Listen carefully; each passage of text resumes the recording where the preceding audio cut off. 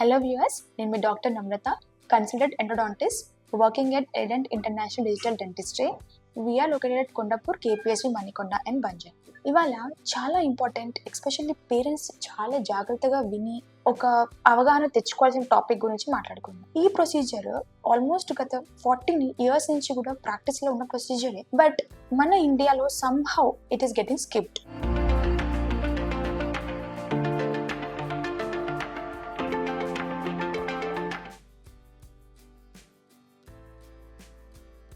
But ఇది కనుక వాడుకుంటే అడల్ట్ ఏజ్కి వచ్చేసరికల్లా, అంటే by the time they reach the 20s, పిల్లలకి అంటూ అసలు ఈ రూట్ కెనాల్స్ చేయించుకోవాల్సిన అవసరం కానీ లేకపోతే ఫిల్లింగ్స్ చేయించుకోవాల్సిన అవసరం కానీ చాలా వరకు మనం తగ్గించుకోవచ్చు.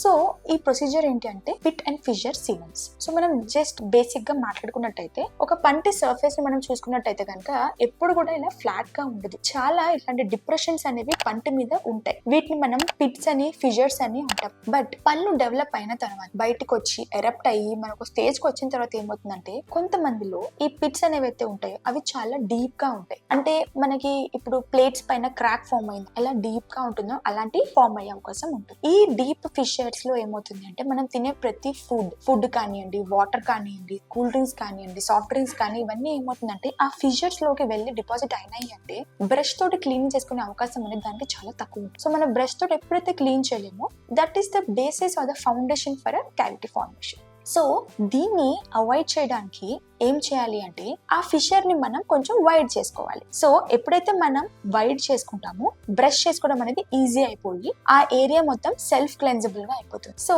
This is basically called fissurotomy అంటాం. సో మనం ఏం చేస్తాము అంటే ఏవైతే చాలా డీప్ గా ఉందో, సపోజ్ ఇలా డీప్ గా ఉన్న ఫిషర్ ఉంది అనుకోండి, ఈ ఏరియాలో క్లెన్జిబిలిటీ బ్రష్ అనేది వెళ్ళకుండా ఉంటుంది కాబట్టి ఈ ఏరియాలో చాలా వరకు మనకి ఫుడ్ అనేది తిరుగుతూ ఉంటుంది. బట్ అదే ఫిషర్ ఇలా కాకుండా ఇలా ఉంది అంటే కనుక ఆటోమేటిక్ గా మన బ్రష్ అనేది నీట్ కింద వరకు రీచ్ అయ్యి క్లెన్జిబిలిటీ పెరుగుతుంది కాబట్టి పైన సర్ఫేస్ లో ఉండే క్యావిటీస్ రాకుండా మనం చాలా వరకు కాపాడుకోవచ్చు. అలానే ఒకసారి ఇలా మనం వైడన్ చేసిన తర్వాత సపోజ్ ఈ ఏరియాలో ఒక agent which has fluoride containing agent కనుక పెట్టేస్తే పేషెంట్ ఆ పిల్లలకి ఖచ్చితంగా లాంగ్ రన్ లో మనకి క్యావిటీ అనేది ఫామ్ కాకుండా ఉంటుంది. ఫ్లోరైడ్ ఎందుకంటే ఈ ఫ్లోరైడ్ కి క్యావిటీస్ ని రాకుండా కాపాడుకునే శక్తి ఉంటుంది కాబట్టి క్యావిటీ ఫార్మేషన్ బ్యాక్టీరియా మీద దాడి చేసి మనకి ఆ క్యావిటీస్ అనేవి ఫామ్ కాకుండా చూసుకుంటుంది fluoride. So fluoride containing material ఎప్పుడైతే మనం ఈ డీప్ ఫిషర్స్ లో పెడతామో ఆటోమేటిక్ అది సీల్ అయిపోయి క్లెన్జిబిలిటీ పెరుగుతుంది, ప్లస్ క్యావిటీస్ అనేది ప్రోగ్రెస్ కాకుండా ఆగిపోతుంది. So these are called as pit and fissure seal.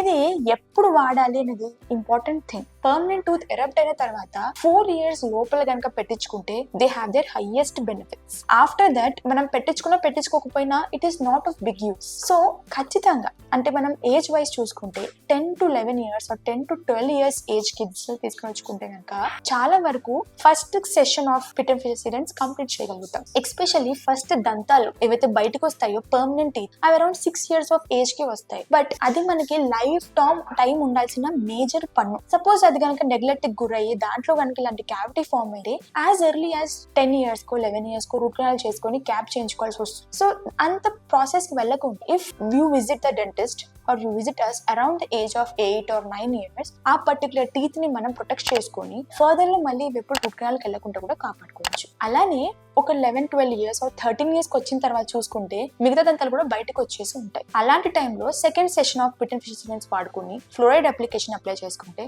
చాలా వరకు మనం అడల్ట్ ఏజ్ లో వచ్చే క్యావిటీస్ ని ప్రివెంట్ చేసుకోవచ్చు. Hope you like this video. Please like, subscribe and share.